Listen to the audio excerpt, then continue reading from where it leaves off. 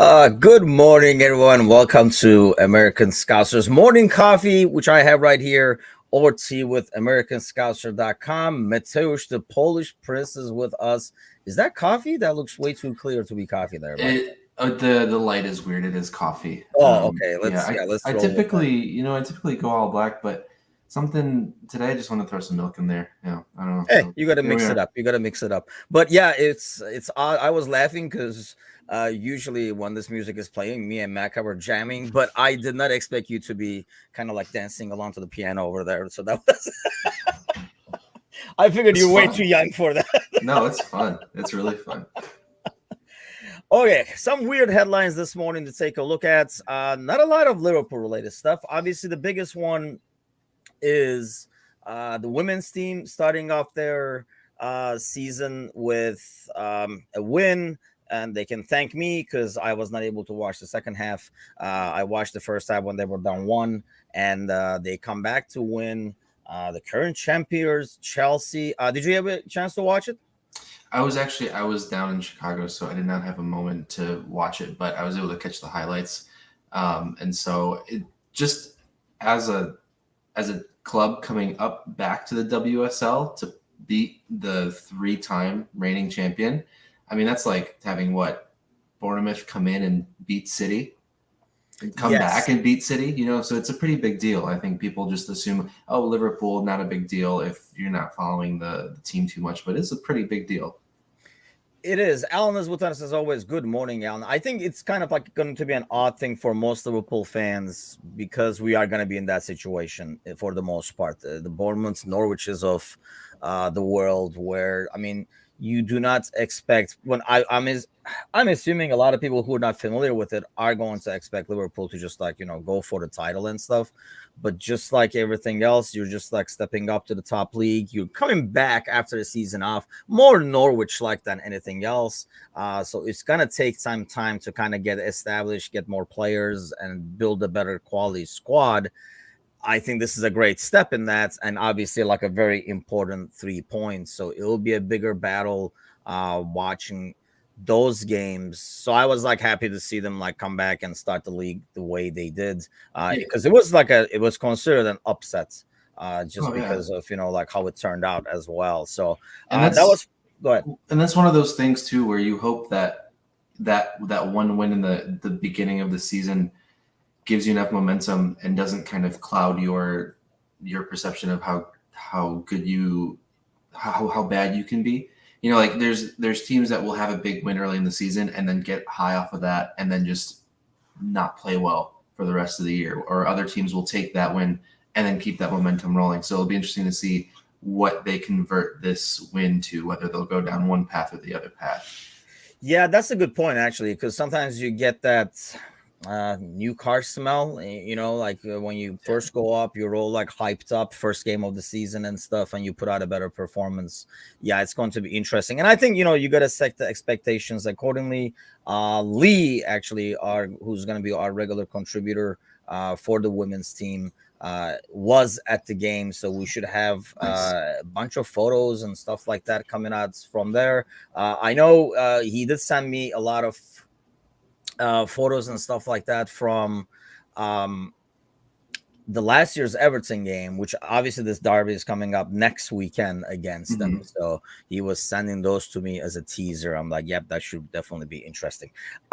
So other headlines to look at around. Oh, for Liverpool, another one was Carvalho and Arthur playing with the U21s in that game that they won 1-0 against Leicester City.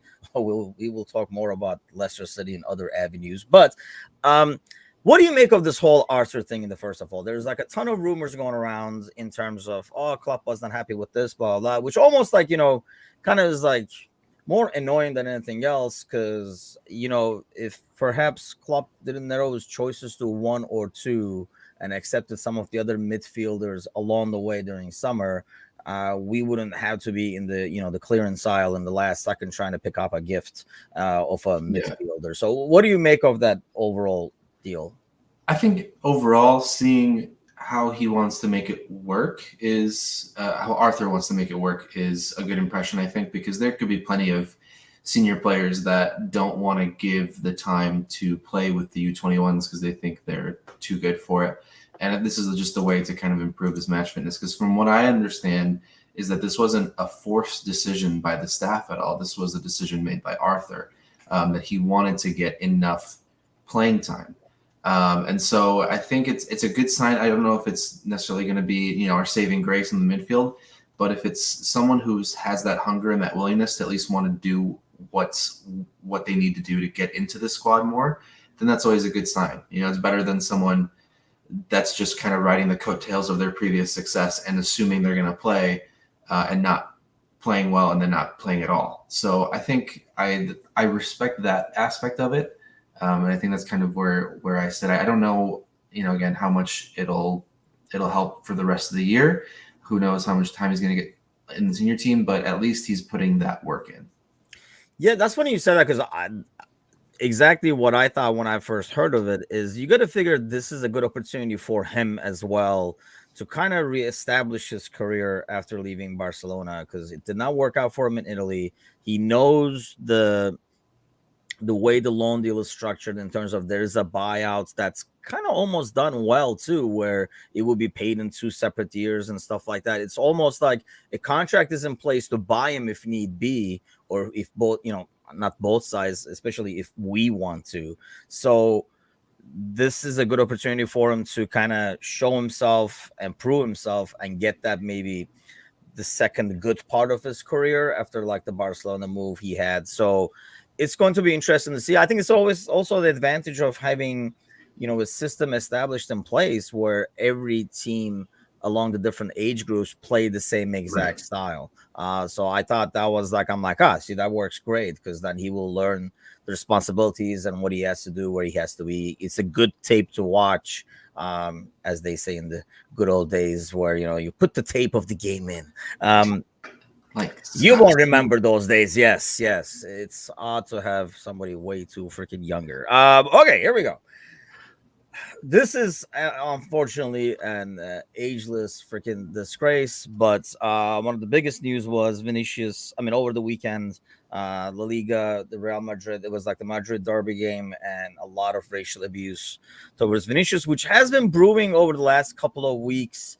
I think it's their like head of football or something like that said something, and I don't know if he said it in a racial way, but you got to be careful what you say in these situations, and said something about, and I'm assuming it's a direct translation more than anything else, but like dancing like a monkey or something like that, like dancing like a monkey or something like that about his goal celebrations. And obviously, I mean, that goes to racism, especially when these guys are like, yelling from the sidelines, and you get to talk about La Liga condemning and all that kind of shit, but what do we have to do? I mean, these assholes are all over society, sadly, racist assholes. What does soccer have to do? I mean, soccer is only like a slice of regular life, right? So assholes in real life will translate to assholes in the stadium. Exactly. What do you have to do? And that, and the worst part about that is when you are in a stadium, you're next to a lot of people. And so sometimes you have more confidence to do things outwardly that you wouldn't have at home or at work. Let's say, it's like one of the clubs that was playing in, it was a Europa League. They had fans going down the road, and they were all Nazi saluting. I know you're talking about. Was it Dinamo Zagreb? Yeah, last week. Yeah. And, so having that situation where you're in that crowd, it kind of you feel more courageous to do that kind of stuff. I don't know. We can go back and forth about how to fix this. I don't know if we'll come up with a good answer, because it's going to come down to just societally. It's just a problem. I don't think that's ever going to go away. And I think it's easier said than done, but education on any topic whatsoever is always going to be beneficial, but it's hard when some of these people come from very specific areas where they grow up very specifically, where their families and their neighborhoods, they all act the same way, they all talk the same way, that's the only way they know. And I'm not saying it's right at all, but that's sometimes people are so clouded by how they grow up and where they grow up in their circumstances that they don't see anything differently. And that's exactly how they live their life. So it takes a long time to try and recondition a person that lived like that, or a group of people that live like that. And I don't know if there's a fix that anyone in soccer can do, but at least condemning everything you see, or if you see evidence of photographs taken or videos taken of people doing these things, like at the Atletico match yesterday, one of the Atletico fans had this monkey doll that they had a scarf around the neck of in the crowd. And it's just, if you can have those moments and then kind of maybe, I don't know, give them some sort of fine or whatever you can think of to send at least some sort of message, then that's a step. But it'll be hard to eradicate altogether. It's just that's like the odd thing. It's just I feel bad in some ways for the people in charge, because it is a very hard thing for them to monitor and punish in some ways. If there's a will, there's a way, I guess. But I think, like banning forever has to go a lot further than it does right now, because I can just buy your tickets and go. So am I banned? Not really, unless you do like a freaking Disney World scheme where people put their finger in there and fingerprints and stuff like that, unless they do something like that. And I guess the problem to that becomes, how much do we want to get rid of it, right? How much do we want to invest in it as clubs? And can every club afford to be able to do that? I mean, I think most of the big boys, if they wanted to, they might not have Disney money, but if they really wanted to, they could probably implement something like that or something similar, where there is a way to, you are really banned, not your name buying a ticket, but you are really banned. Because I think that's the only thing that will make people like this think maybe twice before even jumping in. Because I think you're right. I mean, sometimes it's all about being enabled by the people around you. Not that it's an excuse, because obviously you can enable you and me all you want. We're not just gonna like jump in. Right. So you already had that in you, and you were enabled to be able to go ahead with it. But I think people will think twice before doing it, especially once they see, hey, did you hear Joe can't come to the games anymore, like ever, kind of a deal. But at the same time, they can go back and the guy can be like, what? That's my daughter wanted me to take that monkey to the game and shit. Like, it's going to be hard. But like you're saying, they have footage of people yelling and stuff like that too, and doing the salute and all that kind of stuff. So they should be able to. I think it's just going to take more severe punishments to minimize it. Sadly, I think I agree. I don't think you're ever going to get out of it. Alan has a headline of a League One defender sent off after 9 seconds and one of the fastest red cards I've ever seen. There was a dude in Turkey, a Japanese player, I think he managed like 13 seconds or 17 seconds or something like that. And he was like I think substituted at the end of the game more to kill time, and then got involved in a scuffle at the end of the game right away. And it's just he was just like, yeah, he just came in and it just came right out. But how long was Gerrard's? 45 seconds or something like that? Yeah, it was just before a minute. Right? Yeah. I remember that one, sadly. Not a good memory. But so let's get to overall. I was looking through, I was telling you before we went on air, I was looking through the headlines to see if the firing of Brendan Rodgers is out there somewhere, but not yet. Unless we might be breaking news in this morning show. But what do you make of that? I don't know if you caught any of the games this weekend, but. Yeah. Highlights again, like it was one of those weekends where with Liverpool not playing, and I just didn't have the motivation to watch as much. I did, I guess. Yeah. I take that back. I did, at least yesterday morning, I watched the Brentford? Arsenal? Never mind. Yeah, I caught the last half hour of that, and then the first half hour of the Everton match, and I was like, "This is terrible. This is awful. I can't do this." So I stopped. But yeah, the Brendan Rodgers situation, it's just so. It's such an interesting case study, right? Because we've seen time and time again how he just can't get over that hump. There's just some sort of blockage there, especially during the years where they played really, really well. They're still at the end of the season. They always had that weird hump they couldn't get over. And now with the beginning of this year and giving up the most goals through the first 7 games of any PL side ever, And it's not like they're not talented, because they have the talent there. So maybe they missed out on some investment throughout the summer, and kind of tried to make more money than they wanted to spend. But I think there were also some FFP situations that didn't allow them to partake. So I don't know if this is more so just Leicester just trying to save some money by not canning him for now. And maybe it's not as bad as they think it can get still, which is, I don't know what's worse, because that would be pretty scary to see it get even worse. But yeah, and I don't know. But at least, I mean, watching the highlights, it's so fun watching Son though. Those first 2 goals he had, my goodness, absolutely amazing. I think Kane was pretty peeved about not getting the pass for that last one, but I mean, it was a chance for a hat trick, or it was 5-2 at that point. So if it was, just a guy coming off the bench, like yeah. I mean, so, but yeah, so in lieu of Mecca, we have to say Brendan Rodgers' name at least 8 times, because I know he hasn't said it in a while. So I think if I say Brendan Rodgers one more time, I think we'll be okay. Well, I'll just make sure I say it again. The Brandon Rodgers brand of 22 goals in 7 games is pretty brutal. I mean, that is rough. I mean, when the closest team is 17 and not Nottingham Forest, 22 goals is a lot, man. That is just ridiculous. There's a team that gave up 9 goals, and they haven't even given up that much. 9 goals in a match. Yeah, where is it? Bournemouth's at 19, and 9 of them were in our game. So it is 22 goals conceded is obnoxious. And I thought, when Tottenham took the lead early, I wasn't able to watch it. I was just kind of like following it over the phone, which is like really weird. We were at this cross country meet with for Layla. We drove like to Peoria for like how far it is, like 2 hours. Yeah. And zero connection. Like I couldn't call an ambulance if something happened to me. Mind you, they had like 10 ambulances there, but like zero connect, like nothing, zero. Like it's like we were in a.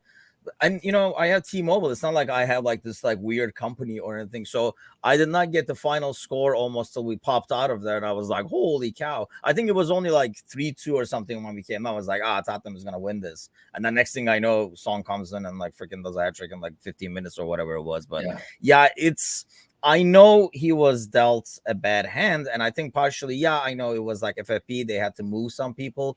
But surely they could have done a lot better plan of replacing some. I mean, 22 goals, and you look, and they lost Schmeichel, and they have Ward in goal. I mean, I'm not saying Schmeichel would have saved 22, but probably more of them. But then you also lose Fofana, and then I don't know what's going on with them losing. Not losing really, but playing like he has been playing literally midfielders at times as center back while having like Soyuncu sit on the bench, and I don't understand like some of those moves. I know Soyuncu has sucked recently, but you're still better off playing someone there. We should have grabbed, or Daka should have come to us instead of go there thinking there's some kind of a potential, because it's kind of like a train wreck at the moment. But I mean, here's my question to you. I guess you think a change from Rodgers, is that going to change anything when the squad is built like that, or they got to wait till January to add some pieces? And that's the question, right? Is the change even worth doing? And I don't know the answer to that. I don't know what kind of manager could go in there and do the things with that squad that Rodgers can't do, because Rodgers, as much as we like to say his name and give him some crap, he's not a bad manager.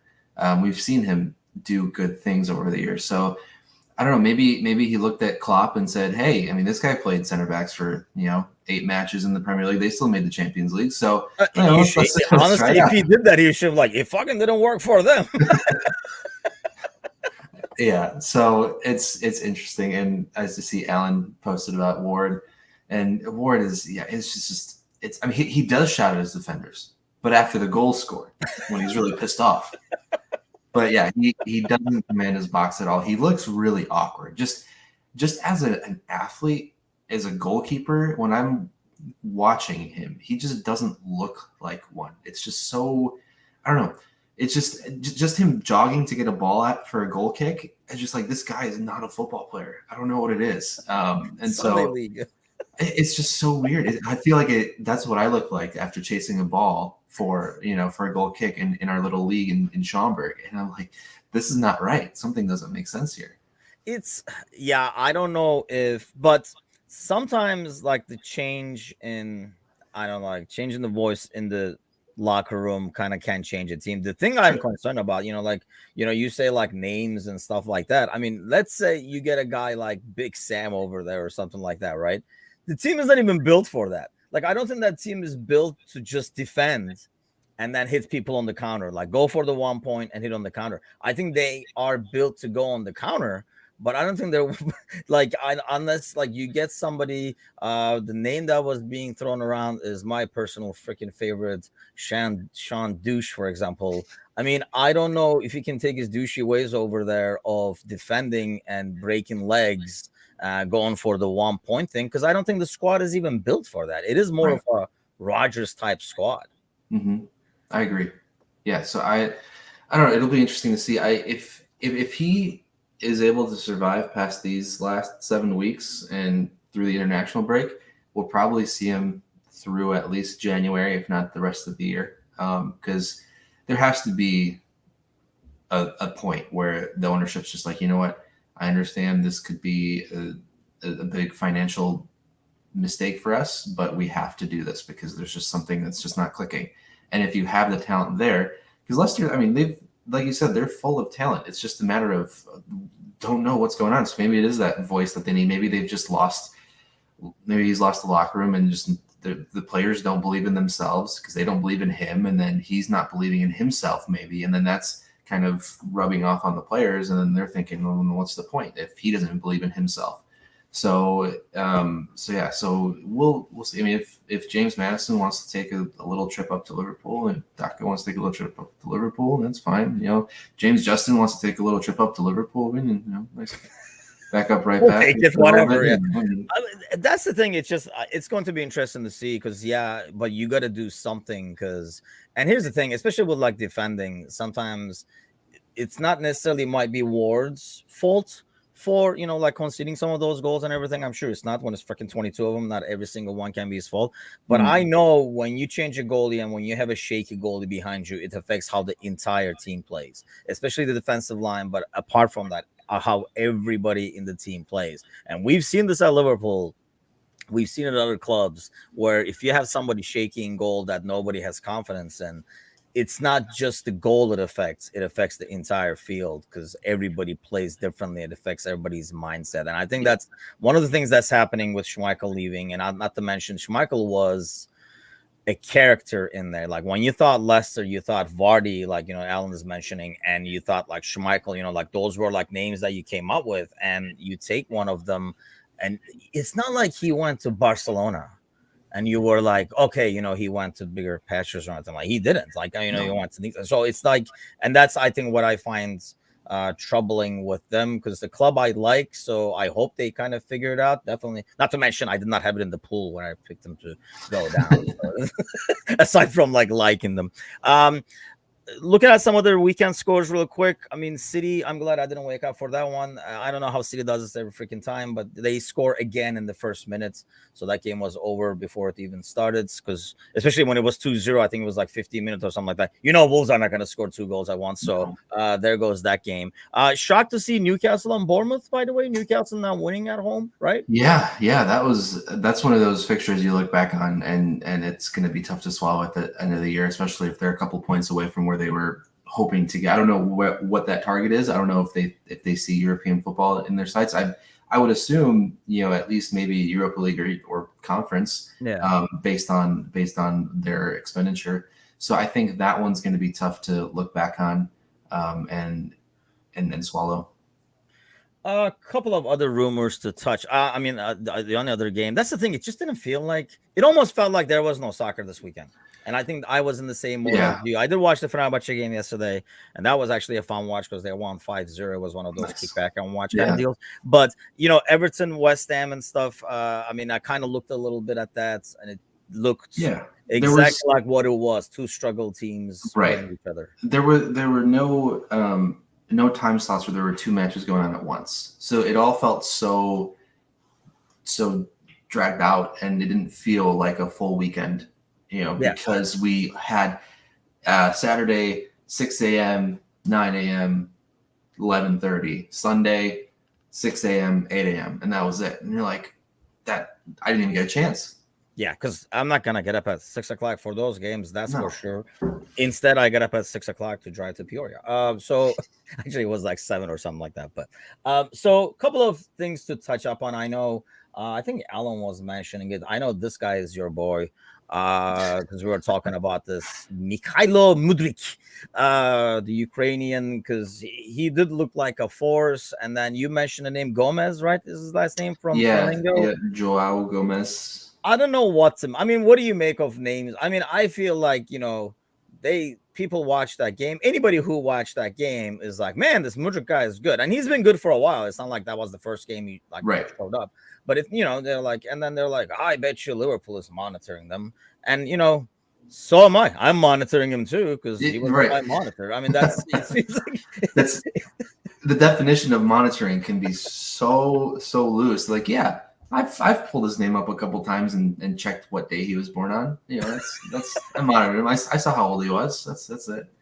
And that's the thing, like Gomez, I don't know if this is coming from like agents trying to be like, who else is monitoring him kind of a deal, or how much truth to it. Because I can't recall a lot of players we've signed. Anytime we've been linked for months and months, it hasn't happened. Right? Like I can't think of a lot of players. Van Dijk maybe is one that comes to my mind, but other guys kind of have shown up out of nowhere. I mean, Keita, it took forever for him to come, but we had signed them already. It was an agreement. Yeah. Like Fabinho showed out of nowhere. Alisson, there were some talks, we denied it, but then it was like a short period. Whenever it goes on more than a couple of months, it feels like it never happens for Liverpool. Do you think that's just getting outbid and stuff, or it's just a matter of we were never interested anyway? It was just like thrown out there. It could be a little bit of both. I mean, when it comes down to it, unless we were told after the fact, I think it's just a bunch of speculation one way or another. So I think part of it could be the agents trying to make that player seem a little bit more desirable. And part of it could be, there's we've monitored him, and there's a certain amount that we're willing to spend. If anyone wants to spend more than that, they can. If the club that we're talking to want more than that, then we won't send that. And so I think it's a little bit of both. But yeah, there really isn't. I mean, there's 3 months till 3.5 months till January. So anything that's really starting now and going all the way up until that point, like you said, it's kind of just going to be a bunch of noise, because it's not really how our transfers work at all. So with that being said, no Jude Bellingham next year. So, hey, our saving grace, you guys, he's not coming over. So we're going to have to try and brainstorm something else there. Why is he not coming over? Did I miss something? Because there's too many links. It's too early. Damn it. Damn it. Yeah, because I mean, Mbappe, that was going on forever. Like, he was wearing the same shoes. But yeah, it's...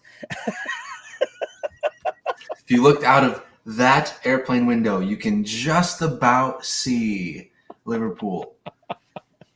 Yeah, so I don't know. It's going to be interesting, especially during the World Cup, because I feel like anytime somebody has a good game, the next day it's going to be like Arsenal is monitoring him, Chelsea is monitoring him, and Liverpool are also monitoring him and stuff like that. So it's going to be a lot of that, I think, in this gap we have once we start the World Cup, and then you get January at the end of it, because it's going to be like, oh yeah, they're playing for the contract in January. So I think that makes this January more interesting than ones in the past, where they're not just playing their league games, but they're going to be playing in their international teams.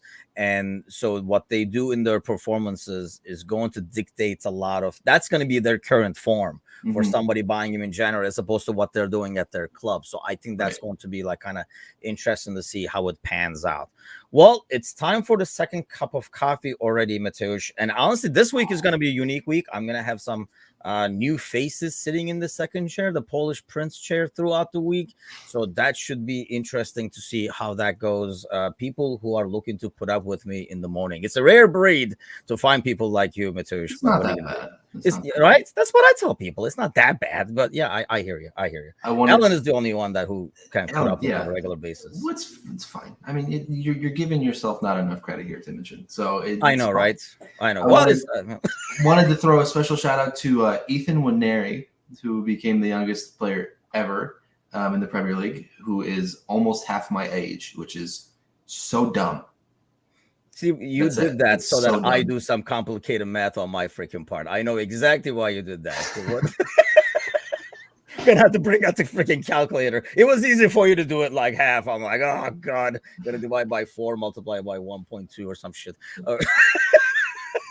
Yeah, I mean, I can't even imagine. We were talking about, I can't remember. I think it was last week we were talking about somebody else, and I was like, man, I don't know if this is right to put that much pressure on a kid that early. It's great for the kid at the same time, but you better make sure he has a really, really strong surroundings to kind of keep him grounded and keep at it. Because how many times do we hear these stories and then you never ever hear of them again? There's not a lot of Trent stories, Elliot stories out there. There's a lot more of the other kinds where they're like, oh, such a young talent, and he's gone. So, but yeah, I was amazed to see that. I mean, that's just like, that's freaking ridiculous. Playing literally with men. Yeah, it's just, he's got school in the morning. Like, it's just crazy. I can't do a post match because I got to go to school. That's right. Yeah, Arteta can't yell at me because I got homework to do. Or Arteta is yelling at him to do his homework. You told me to finish before I put you in. Oh man, yeah, it must be some life that kid is living, but yeah, it has to be a lot of pressure too. So like part of me, I think the dad in me kind of feels like, man, don't, because I think over the years I've seen so much pressure being put on kids, not even this freaking like pro level, like at like a travel soccer club level where you see some parents just going like crazy. I'm like, dude, they're still freaking kids. Like, calm the fuck down. So I think having seen a lot of that, I'm always like a bit more cautious about when I see these young kids, knowing like, just it's still a kid. He's freaking 15. Like, I feel like next time you're out, and if it's a bunch of 13 to 14-year-olds playing, and you see a parent getting really aggressive. Like, look, you are in Illinois in a travel league. There's a 15-year-old that just played for Arsenal. Calm down, sir, please, because but here's the thing. You know what it is? That dude thinks his kid could be that kid. Yeah, well, that kid's sadly, that's the thing. Though, like, my kid is just as good, kind of. It's like, if he was there, he would be starting, not even coming in. So that's the scary part. Well, Mateusz, thanks a lot for joining me this morning. Thanks to all listening. Give us a like, a share, goes a long way, even if you share it in your sport club group and stuff like that.